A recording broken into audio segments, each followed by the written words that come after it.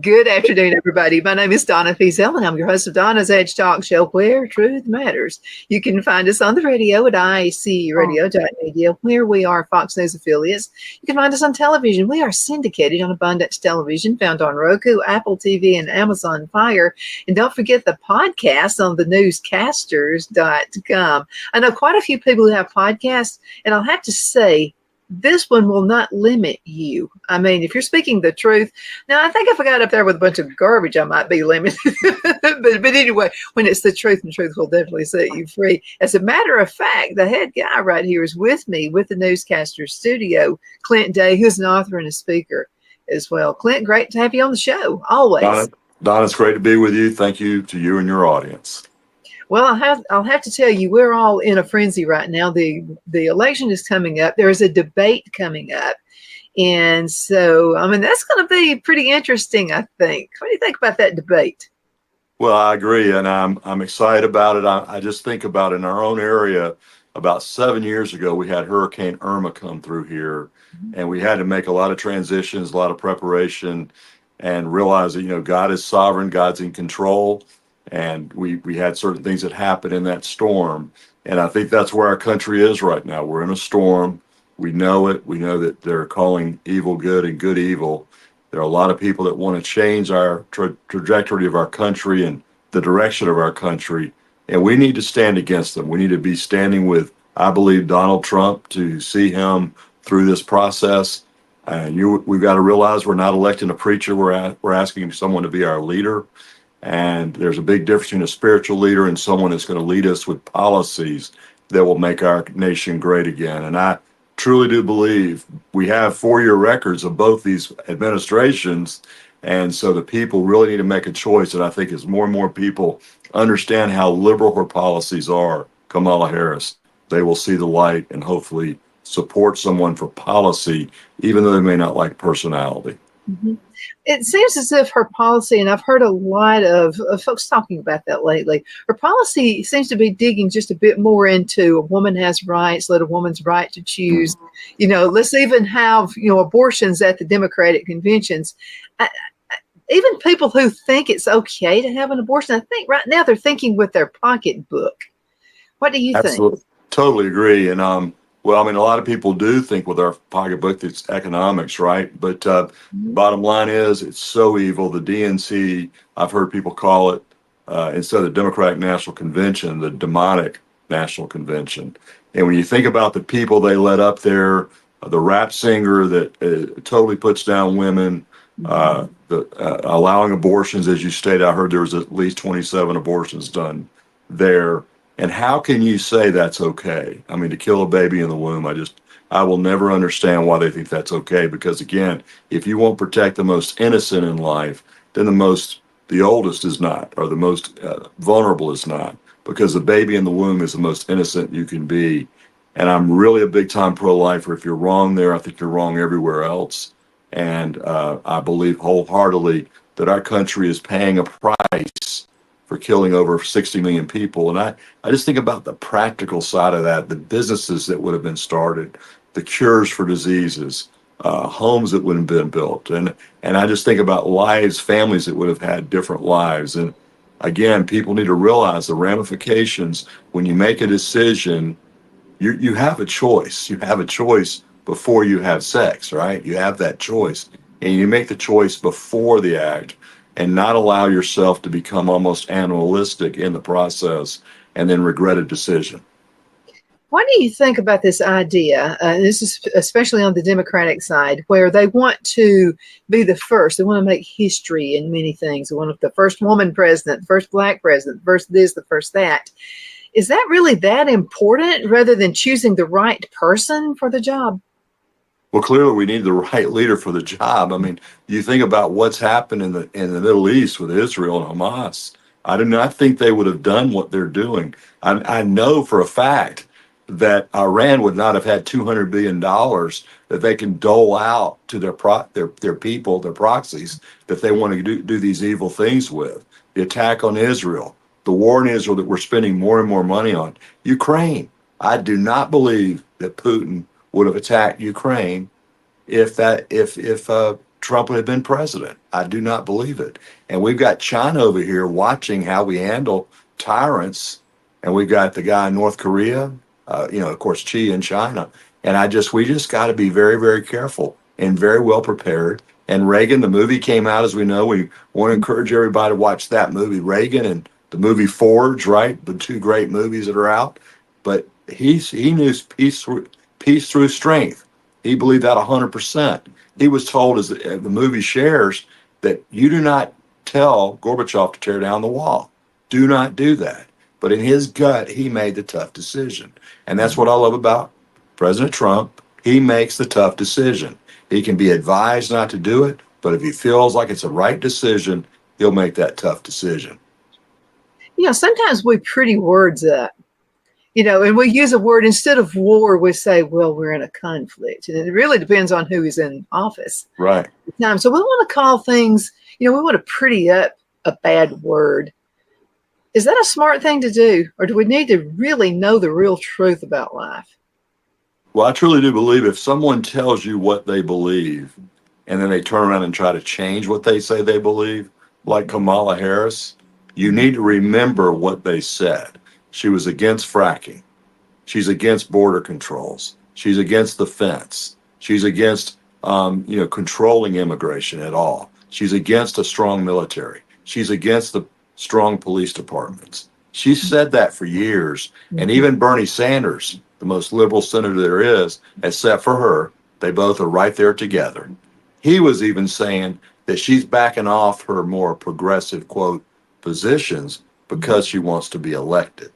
And we need to be very careful. If she gets elected, she will go back to who she is. And those problems that we see in this country, men playing women's sports. I mean, can you believe this? I mean, how much work have they done for equality and do things to get, sports equal in college level and high school level? And here they are having men beat them again. And they're allowing that. And that's a good thing to them. How crazy can it get? Of course, encouraging young people to take body parts off and telling people in California that if you report what's being done and a parent objects, the state can take your child from you if you disagree with cutting off their body parts. I mean, how crazy can you be that the state would take that kind of initiative and that kind of step? So we can go down the list. And again, we can talk about personalities, but we want to focus on policies. What policies are going to make our life the best? But something, I'm one of those who have never seen Trump as having a bad personality because he reminds me of my dad. I mean, just and I love that. I love hearing someone speak the truth. I mean, you can be harsh in the way you say it, or you cannot be harsh in the way you say it. I don't know. I just never took it as being harsh. I took it as this is brass tacks. This is the way it is. I like that. It's refreshing to me because, based on the decades of people being quote unquote presidential, what is presidential? Is it being a wimp? Is it letting other countries run over us? That's not presidential to me. Not at all. And you look back at the history of our great leaders, they all had to make the difficult decisions. They made the tough choices. They weren't necessarily woke or politically correct. And you just think about where our country is right now. We're at a very pivotal point, and we have a choice. We clearly have a choice towards socialism and communism or more capitalism. And we know that socialism has not worked anywhere in the world. And we can think it can never happen here. But it happened in Cuba, it happened in Venezuela. Russia for a season was a democratic country, but now we know it's run by a dictator. And the same with China. Even China had a one-party system, but they were electing their leader for about 30 years. And now they got a dictator again. And so to think that can't happen in the United States, we're kidding ourselves, especially when they control the military, the guns, whatever. And when I look at what they say, well, Trump's going to be that for us. No, he's not. He proved in 4 years he was not that. And the unjust way they're treating him, they're using the court systems, the judicial system, spending our tax dollars to prosecute him for things that are beyond the pale. And again, nobody's perfect. We all have problems. But how can they continue to use the system, the judicial system, to do that to him without thinking it can never happen to us? Because it can. if we have a DA in our area or someone that doesn't like our politics, they can make our life very difficult. Absolutely. And that's, I mean, you just spoke volumes right there. Okay, so how does President Trump need to handle the debate? I mean, what your thoughts? I think he needs to go for it and just, Yes, and sir. talk you out on Yes, everything. ma'am. Do you think the way they have it set up, it's actually going to go his way? Like it really went his way. It backfired on him with Biden. Yes, yes. Well, I think that's a very biblical thing, right? Your enemy comes against you, they roll the stone down on you, and then it rolls back on them. There's a lot of biblical connection there. Of course, we know again, God is sovereign. If He wants Trump to be our president, He will. If Kamala Harris is our president, in a lot of ways, we'll get what we deserve. Our country does need to repent. The church needs to stand up and be the church. We need pastors like in the Civil War and the Revolutionary War to stand up and speak the truth and say what needs to be said. And I need more and more. I'm very encouraged by a lot of pastors. You're hearing more and more of them speak up and be bold and quit being concerned about your biggest donor or whoever that might not like what you're saying. Because, and again, if they will speak the truth, the church will repent, just like 2 Chronicles 7:14 says. He's not calling the people that are not of God. He's calling the people of God to repent, get rid of their old ways, get rid of that sin, and pray. And they will see God heal their land. And I know I've heard statistics like 30 million Christians don't vote. Oh my goodness, that's heartbreaking. It's unbelievable. They don't want to be involved. They don't want to be called to jury duty, whatever. You've got to vote, my fellow believer. You have to vote. You have to just go, look, we've never voted or whatever. We've got to vote. And the church, so many times, they get passive. We feel comfortable with where we are. I'm too busy to do certain things. And if those 30 million people, supposedly Biden won like 60,000 votes or so, when you look at all the different states he won. And yet, again, Christians, if you will get out and vote, your vote will make a difference. And get beyond personality. I have family members that are like, I just can't stand his personality. And you go, what did he say? And then you hear what they say he said because they heard it on ABC News or CBS. And I go back and I find the quote and I say, this is what he said. He didn't say what they said he said. They interpreted it of what he said. They spun it to you. And you sat there and you believe them because they said it on ABC or NBC or whatever. And so we cannot trust what mainstream media is telling us. Look at what the person said. Look at their record. Look at the videos of them saying it on YouTube. I mean, Kamala Harris, I'm against fracking. I'm for defunding the police. I'm for bailing people out of jail that broke the law, whatever. She did those things, but yet now she's trying to say she doesn't agree with it anymore. You can't change your position just because you're running for president or any office without being really considered deceptive. And I know that she's so deceptive, just trying to get elected. And we all hear in elections, you need to come back toward the center. You appeal to the right Republicans, appeal to the left, a Democrat. But she didn't have to do that.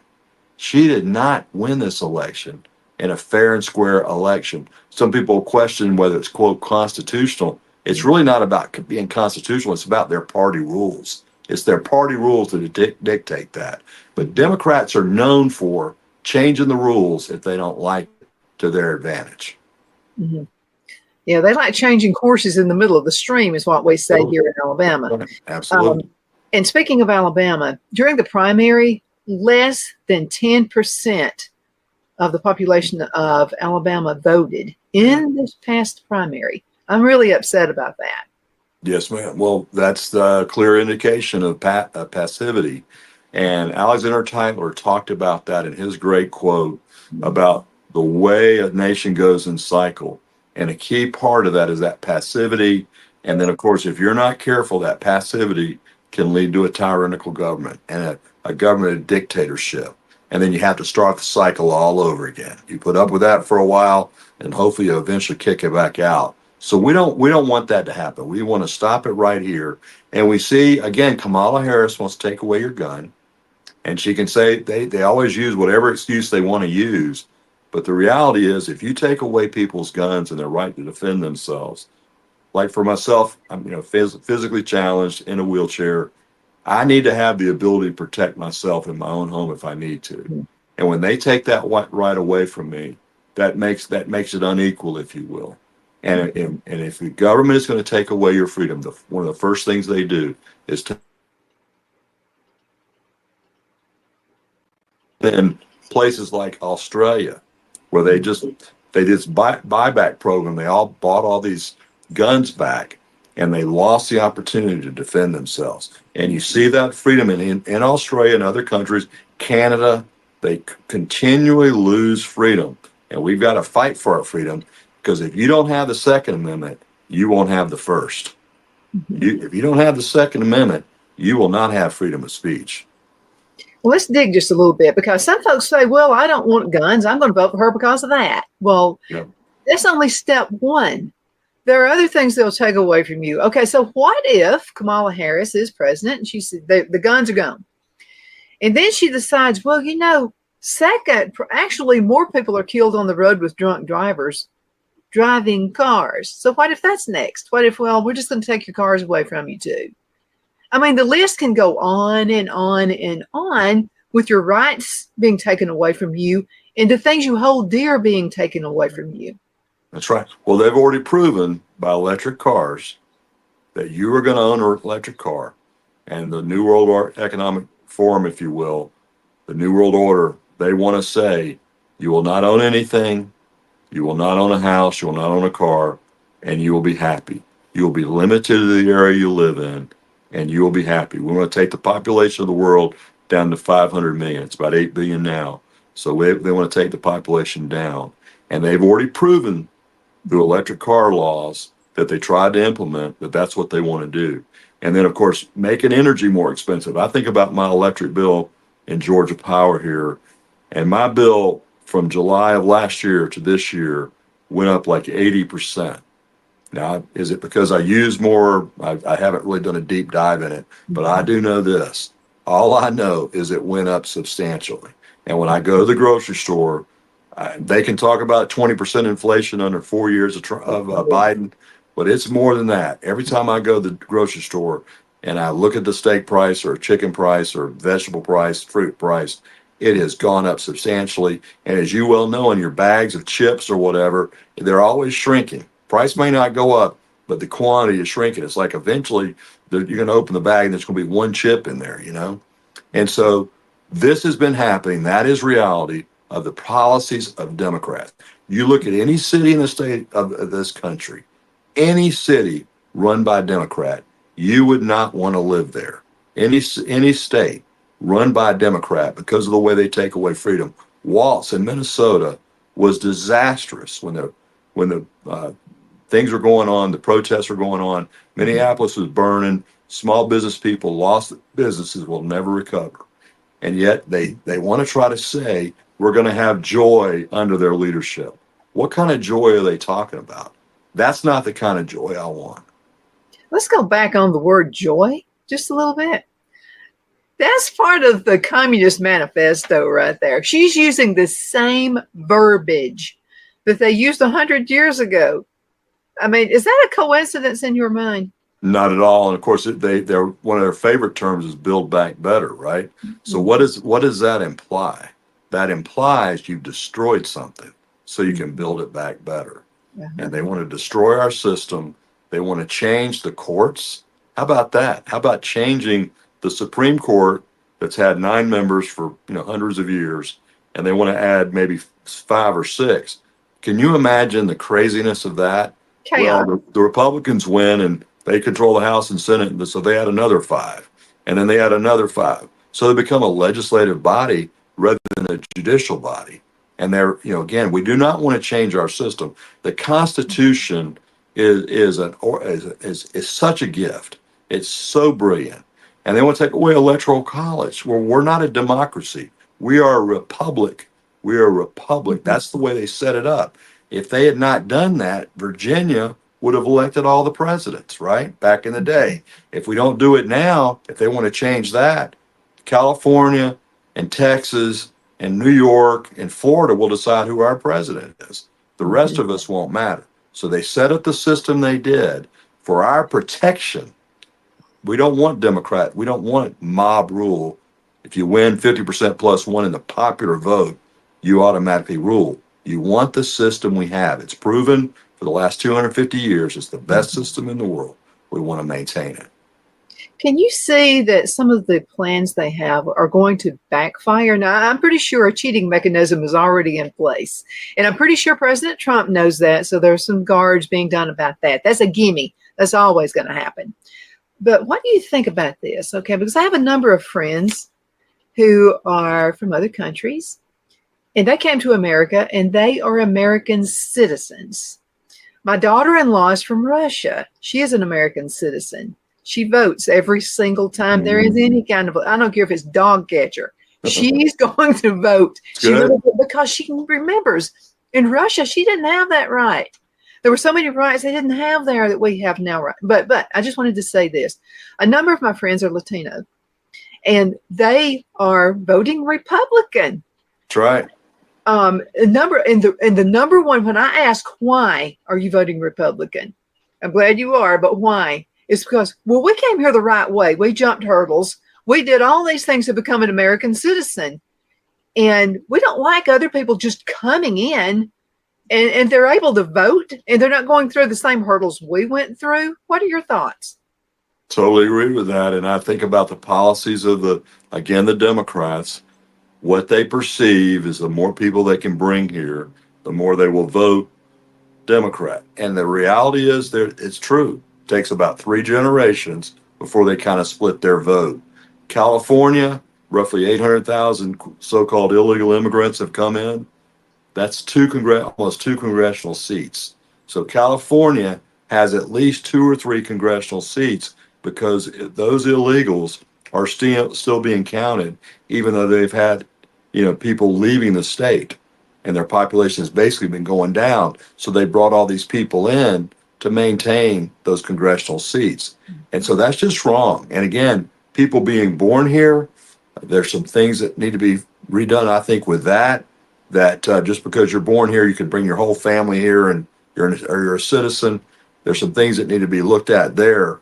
But again, the reality of it is we do need people coming here to help do jobs. And again, but we need to filter them. We do not need people coming out of the prisons of Venezuela, the streets of other countries, Somalia, wherever, people with mental illness or whatever, just being shipped over here at the government just to get them off their streets, put them on our streets. And we're paying for that. I mean, I've heard that the Biden administration is bringing still plane loads of people that fit that. In the past, a lot of those people that came here were hard workers, entrepreneurs, doctors, and professionals, engineers. We wanted them. The sad part for their country, it's a brain drain from their country. But I mean, I've had a Jamaican doctor at Emory University. He's an incredible doctor. We can come here and make 10 times the money overnight, And so we want those kind of professionals coming, right? But we don't want the people that they're coming out of jail and they're just being let out after a murder or drug deal or whatever they've done. And so the Biden administration has allowed that to happen. And we've seen the consequences of that. Lincoln Riley, and go down the list of people that have been killed. And these families that make it like it's no big deal, I just sit there and I tell my friends, if that was your child that was just on a jog and they were killed by some person that's been deported 2 or 3 times, I mean, come on. I mean, let's just face reality. We do not want that.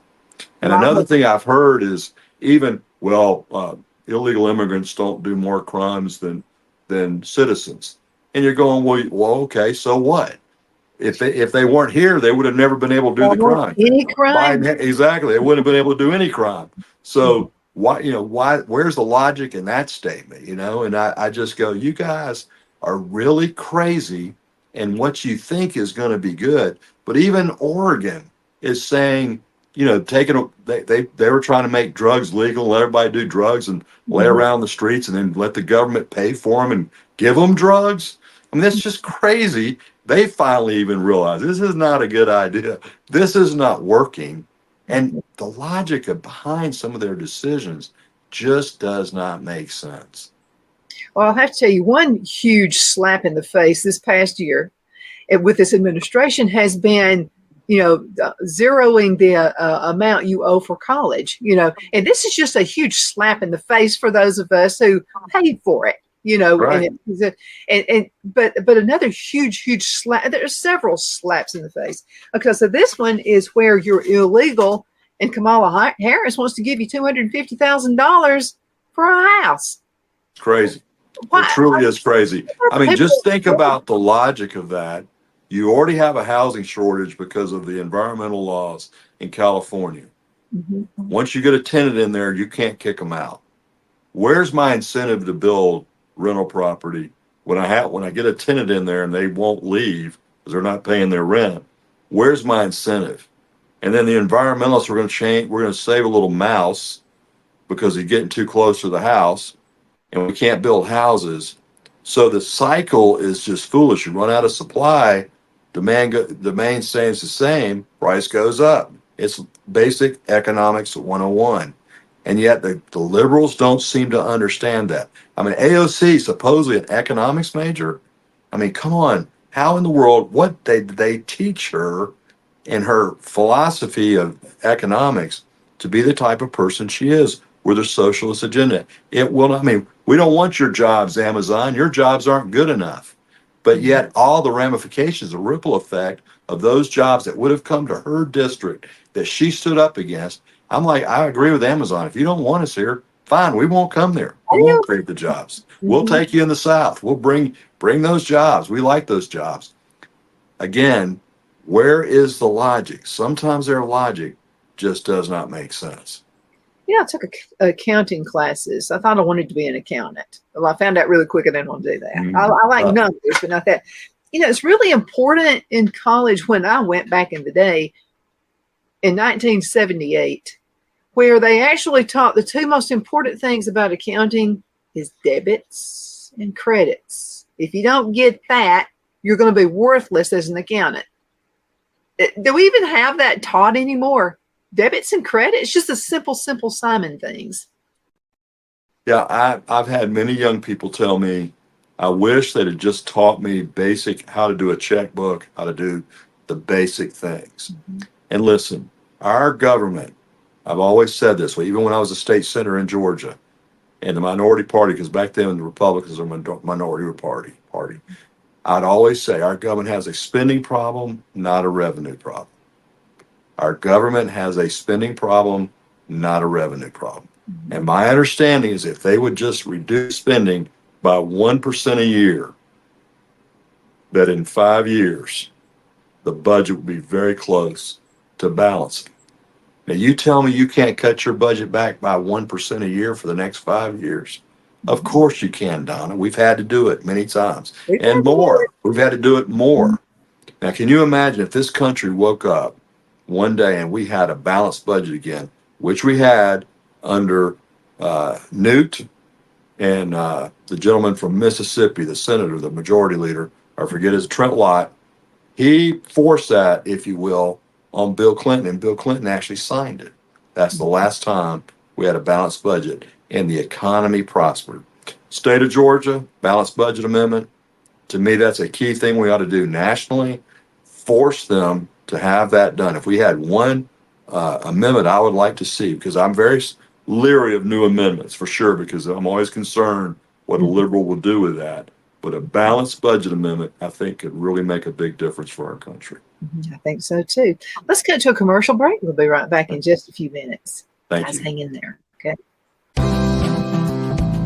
Queen City Used Car Sales has been serving drivers in the Northeast Alabama area for years with a quality selection of late model used cars, SUVs, and pickup trucks. On top of our extensive selection and competitive prices, we offer professional auto financing services for used car buyers of all credit levels. Whether you've just begun your search or you're ready to secure your next vehicle, at Twin City Used Car Sales, you will drive away with the vehicle of your dreams.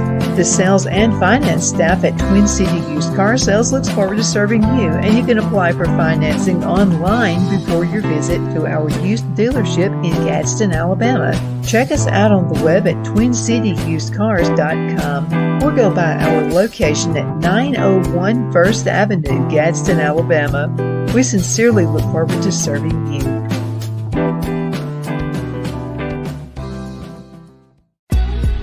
Donna's Designs offers a line of handmade memorial, wedding, and keepsake jewelry that launched back in 1970.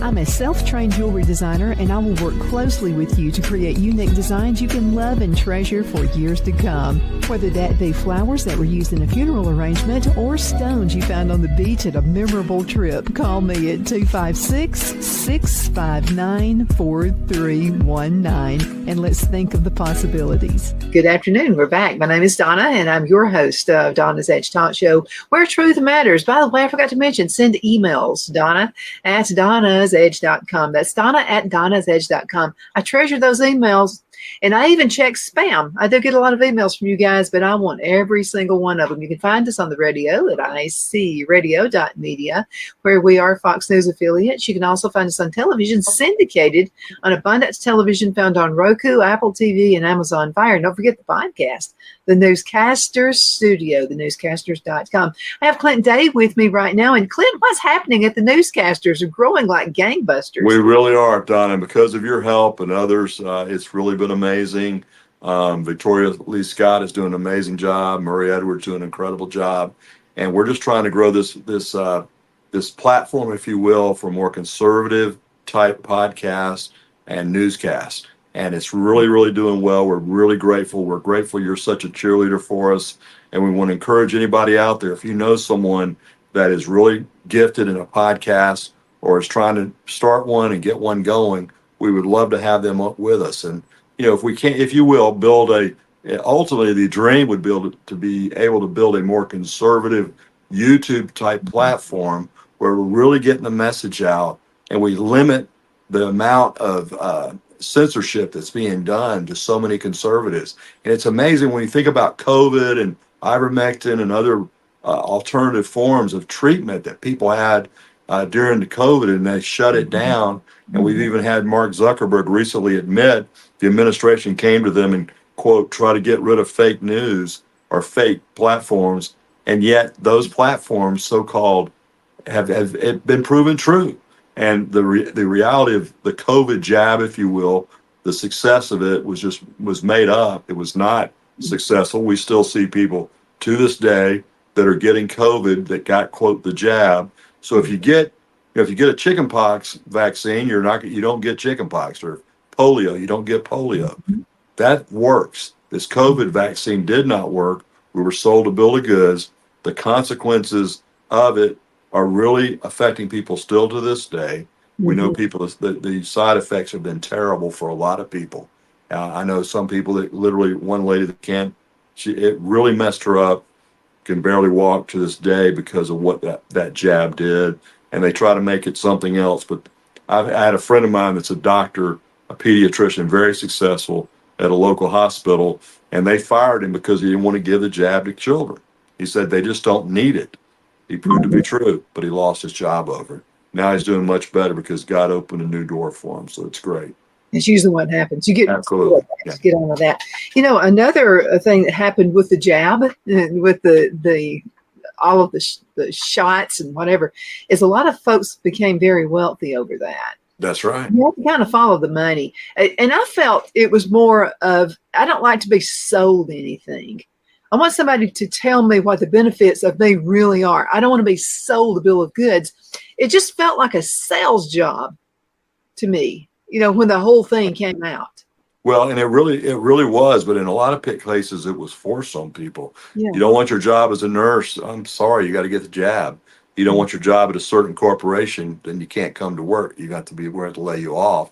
And so a lot of people were forced to do things that even their religious liberties were being violated. And to me, that's a key thing, is Kamala is not for religious liberty. I mean, she if you don't want to do abortions and you work in a hospital, she wants to, and you're a Christian, she's going to try to force you to do that. She sees no reason for you to be able to get out of that. I have family members that worked for different hospitals around the country.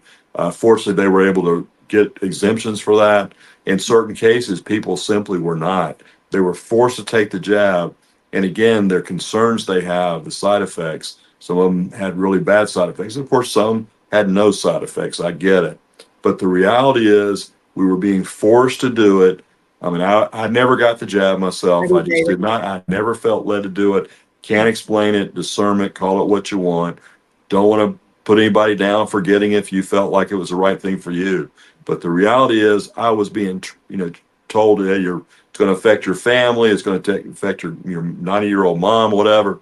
And I'm like, look, I'll wear a mask. She wants me to wear a mask when I come in her house. I'll wear a mask. But I do not feel right to be forced to get a jab that's not been proven, that's not been through the proper FDA approval. And that's reality. They forced it on us. And now they're wanting to do it with the World Health Organization. They're wanting to take that World Health Organization and control everybody in the world's health, and including America. And Biden has right on the edge. I mean, thank God Japan stood against that. For whatever reason, Japan said, no, we don't want to do this. And that was a good leadership position they took and opened up a lot of people's eyes. I don't really know even where that is, but just a few months ago, it almost became the law of the land. Absolutely. Let's talk about quite a few prominent Democrats are coming up against Judge Joe Brown is the latest. Yes. He is just coming out with all kinds of things. Right. And I saw the majority leader from California, a lady, Alan Dershowitz. He hadn't really become a Republican, but he left the Democratic Party, which is huge. And I know a lot of people are. And I do not understand how a born-again Christian can, I understand their frustration with personality stuff. I get it.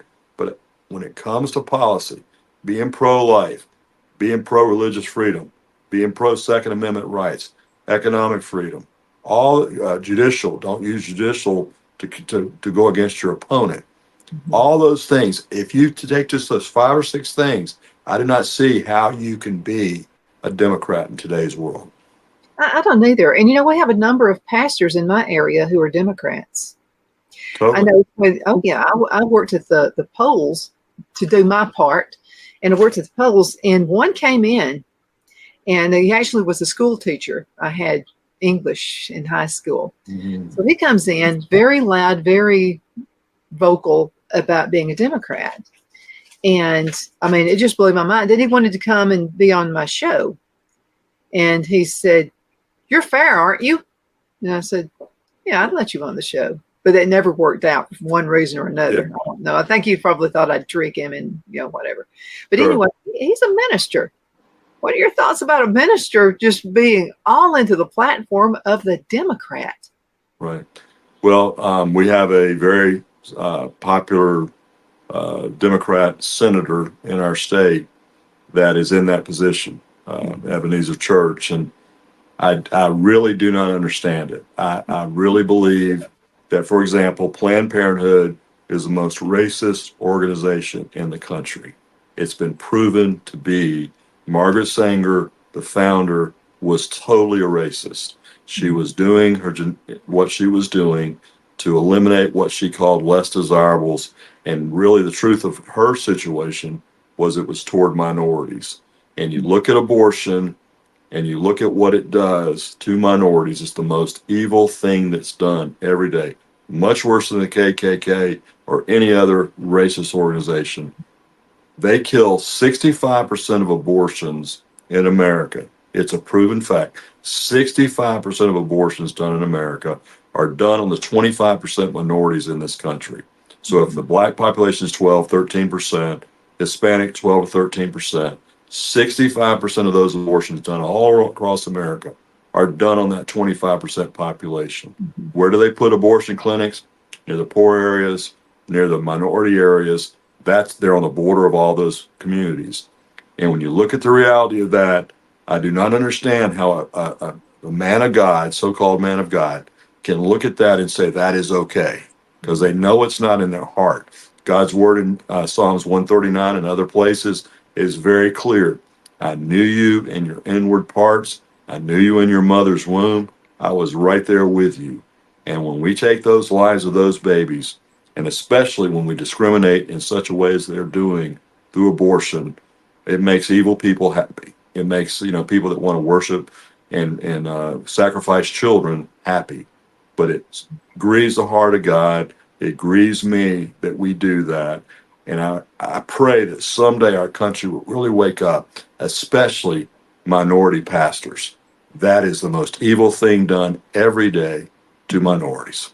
Mm-hmm. My grandmother told me when I was pregnant with my son, she said, you need to be reading to him. Amen. And he'll be very bright. He'll be very smart. And if you read to him now, he will grow up wanting to learn how to read. And I questioned her about that. And I said, how's he going to know I'm reading to him? Yeah. And she said, he just will. And then she told me about Martha and John the Baptist, how John leaped in the womb, and she said, John the Baptist knew from the womb. So your baby will know when you're reading. And I'm glad I followed that advice, because I read, and I'm a reader. I have my own library, and so I would read to him. He walks around with a book all the time. I mean, fantastic. Very studious, when he's in college, just all into it, and he's still going to college. He'll never stop. But anyway, she was absolutely right about that. I'm going back to the womb. When you have a baby in the womb, you need to start teaching them then. She was right. Amen. I totally agree. And of course, I love reading. I love reading books, but I really want to encourage everybody out there to read the Word of God. Read the Bible. I'm in my 38th year of reading through the Bible and also listening to it. Some days when I'm driving somewhere, I might have to listen versus reading. But like even today, I was in Amos, the book of Amos, the prophetic side of that little book of a farmer, that wrote hundreds of years ago, thousands of years ago, and how prophetic his word was and is, and the Bible is. And we look at even Ezekiel 36 through 38, 39, those areas of the Bible where it talks about a war where everybody comes against Israel, everyone, including Russia, Iran, Turkey, Northern Africa. And you see these countries coming together, particularly Iran, Russia, and Turkey, who've always fought each other. They've always fought each other. They're coming together. The Word of God says that's going to happen, and they're going to be miraculously wiped out by the hand of God. And even though Israel, sometimes you just sit there and go, how in the world this little place of the size of New Jersey is able to withstand the attack of over 250 million enemies around them?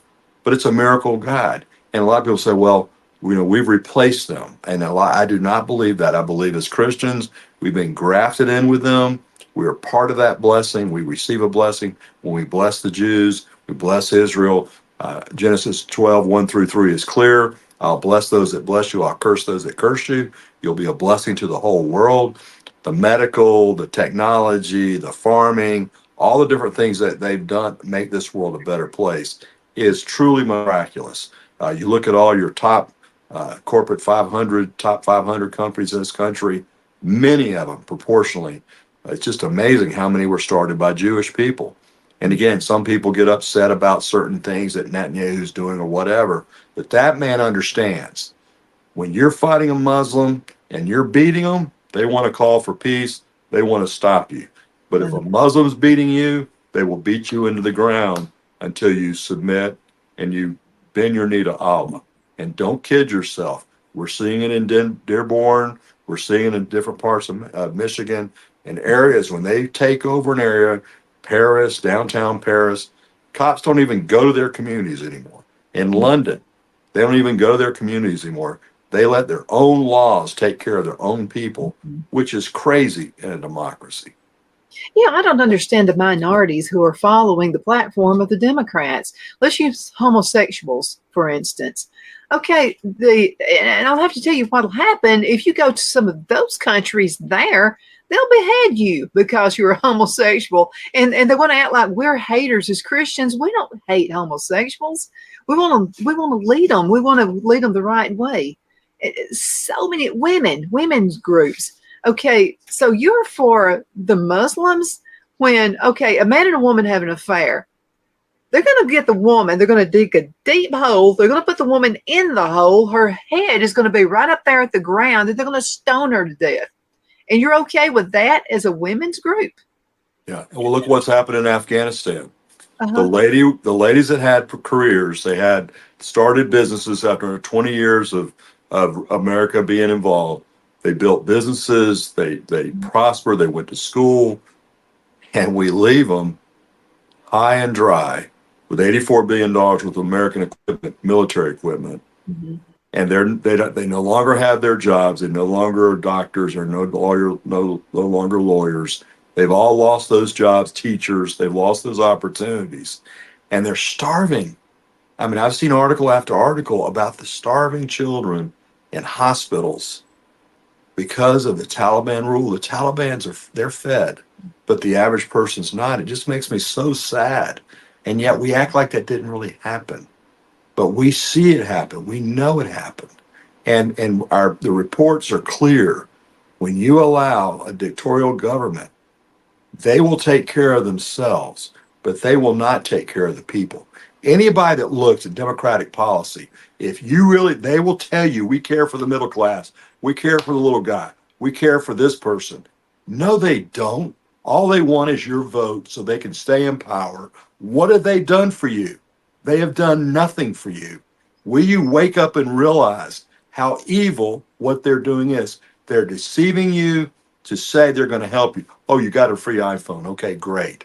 But what have they really done to help make your life better? They have not made your life better. And as you stated earlier, we got veterans on the streets that need housing. Why are we not helping them with housing? Mm-hmm. Why are we not doing more to help them? And I love the 501c3s, Tunnels for Towers and others that are doing great work. And that's the way it needs to be.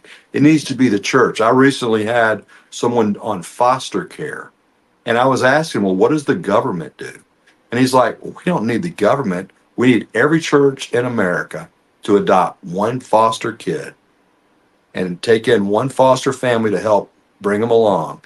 And it'll change. We won't have that problem. That'll be taken care of. It takes 18 months to get a foster parent approval to become a foster parent in the state of Georgia.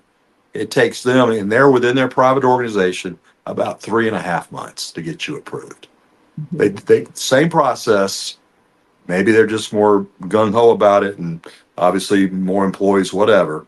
But the reality is government is never the solution. Yes, they need to defend us. They need to help build roads. I agree with that. Law and order, your police officers, that type of thing.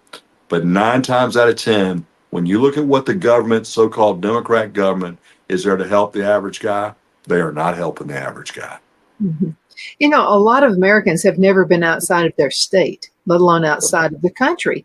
And Phil and I went on several missionary trips abroad.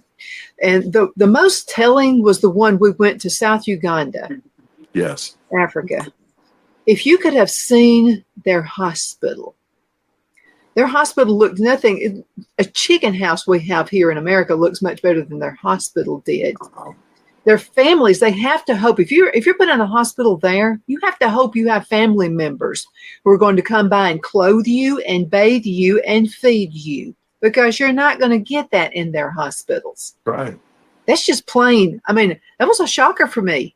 But we're painting a beautiful picture of a utopia that is much better than we could ever have in the United States. And what people don't understand is we have the utopia already, and we're about to lose it. That's exactly right. And even a lot of people I know are talking about the concerns of taking the VA, right, for example. Mm-hmm. And I think one of the best things Trump did was to allow, if you can't get help at a VA hospital, to go to a private hospital and the government pay for it. The reality is, and I know a lot of veterans may not agree with this, but I really believe that we really ought to look at the VA and look at taking that bureaucracy down and then guarantee good payment and help for those veterans, eliminate the cost of bureaucracy, and allow them to go to any hospital they want to go to, and then back them up with the financial resources to pay the bills. And I see that. I had a friend years ago just 5 or 6 years ago. He had had a stroke, and that we have one VA hospital in kind of Dublin, Georgia, which is about 2 hours away, and he just did not want to go there. He knew that it was not the place to go. And so he went to a local situation and got more help. But the reality is that's where we are. We want to have what's best for our people, not second rate. And you can be assured in England, the leaders, the elected officials, they don't go to what the average person in England goes to for healthcare.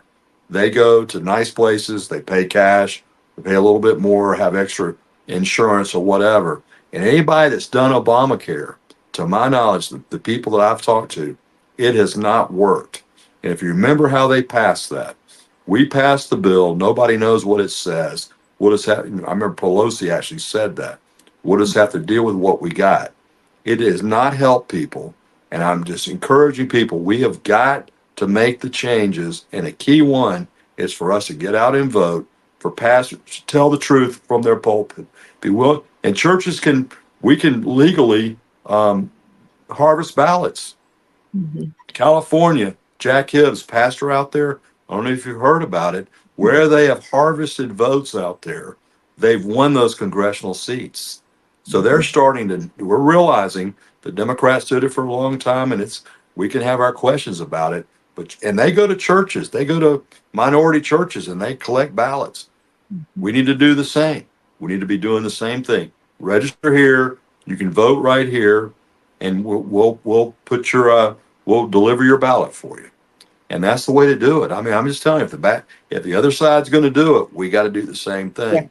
Yeah. And I think a lot of those drop box issues, have improved, particularly in Georgia, because there was absolutely abuse in the state of Georgia.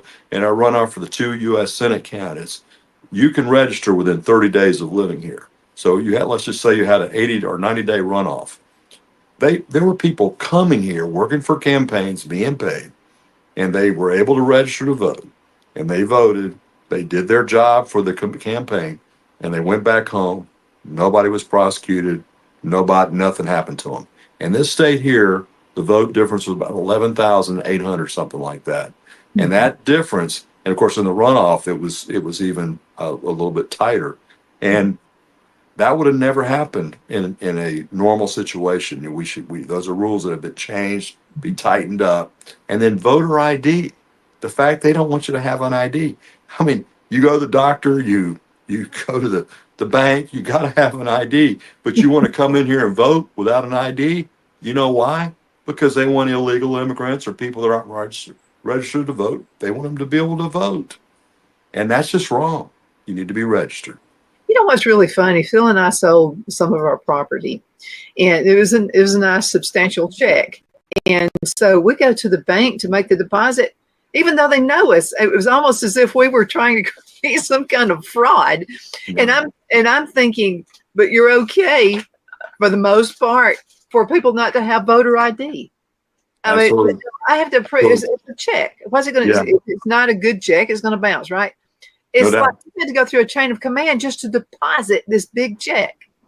Well, and then, of course, when you own the land and it appreciated, Kamala Harris wants to tax you on unrealized gain. Now, folks, think about how crazy that is. You own a stock, your dad gave it to you when you're 10, and it's gone up, and just say it was $1, and now it's worth $100. So $99 is an unrealized gain. You did not sell that stock yet. You got a $99 unrealized gain, and she wants to come tax you for 30% for it. I mean, how crazy is that? You own a house. You paid $100,000. You've been there for 30 years. It's worth $200,000. She wants to tax you on that unrealized gain. How crazy is that? I mean, folks, let's wake up. Let's face reality. Who is going to bring you the best economic opportunity, protect your religious freedom, protect your gun rights, protect your job, protect your freedom of speech? Who is going to do that? And I look at the Democratic Party, they have taken away free speech. They would not let RFK on the ballot in the Democratic primary. Think about that. RFK was not allowed to be on the ballot because they knew if he spoke the truth and allowed the Democrats to be exposed, they would not like it. Now look at what he's done. He's joined with Trump because he's seen the lies of what the Democratic Party is doing. They'll try to say Trump's going to take away, he's fascist, he's going to take away certain rights. The Democrats are the ones that are taking away your rights. Would you please face reality that they're the ones taking away rights? It's not the Republican Party. Did you ever watch the TV show The Weakest Link? I watched it a few times. I really got sick of watching it because this is what happened. I didn't watch it. The dumb ones, there would be a smart person on this Weakest Link. Well, the dumb ones would get together and go against the smart one. And the smart one would be the first one eliminated. So what were you left with? You were left with the dumb contestants. I mean, and they would even say they were doing that. They would say, no, we need to get together and we need to get rid of him because he's the smartest one, or her because she's the smartest one. And then at the end of the show, they would all turn against each other. That's what we're going to see. That's what we're seeing right now. They're trying to get rid of the smart one, Donald J. Trump, who had a successful presidency. They're trying to get rid of him. What's going to happen if they do? They're all going to turn on each other once they get rid of him, because that's what about it. I mean, exactly right. You need to go back and look at that. Right. Look, you'll only be able to stand one episode. I promise you. Right. You're watching all the demons go against the good one. That's funny, but you think about it. Dictators, rulers, we've always tried to unite around a common enemy, right? And we're trying as Republicans, common enemy, Kamala Harris, the left's agenda. We're trying to unite around that common enemy, if you will. And then we will have our battles and we'll have our fights, if you will. But we truly need, if anybody's ever needed to come together against a common enemy, all Republicans, it disheartens me that certain ones won't say who they're going to vote for and commit. But we have got to come together and let the personality stuff go behind us because of the issues that are affecting us. You want capitalism? You want communism, socialism? You take the choice. It's never worked. Socialism and communism never worked to the benefit of the average person. Capitalism, as imperfect as it is, has been the best system for the smallest person to the wealthiest. And yeah, a lot of people have gotten extremely wealthy. And that's one of the things that always amazes me too, the lack of understanding. When you think about a corporation and when they invest in infrastructure, they build buildings or whatever, they build warehouses, for example, like an Amazon, they can write a lot of those expenses off. And so they don't, quote, pay taxes like an individual would, right? Right. But the thing they're doing is they're creating jobs. They're building buildings, the jobs of the carpenters, right? The jobs of the local officials that have to come out there and inspect the buildings. Their job after job after job is created. And that benefit of our tax system encourages the building. And so when the Democrats, when they say they're not paying any taxes, all these big corporations, it's because they're creating jobs, they're creating opportunity, they're writing things off against expenses to grow the business. That's a benefit to them, and it individually helps individuals with their job and opportunities for their whole family. I don't understand why they don't just understand that. Excuse me, go ahead. It's a win-win situation. About 20 seconds left. What would you like to say before you go? Oh, and mention your book. Yeah, I wrote a book called A Place of Restoration. I just want to encourage men to love their wives like Christ loves the church. Always care for her spirit and never shame her. But again, get out there, read the Word of God, trust the Word of God. God is sovereign. He's in control. He's going to he's involved with electing our president. He wants what's best for us individually. And I pray he'll truly allow us to have a miracle and allow Donald Trump to be elected and be a person that leads us in the right direction. He's not our pastor. He's a leader that can help change the world. Absolutely. Clint, thank you so much for being on the show. I treasure every single episode. Likewise. Absolutely. Thank you. And I treasure you for watching. Thank you so much. We'll see you next time. Thank you.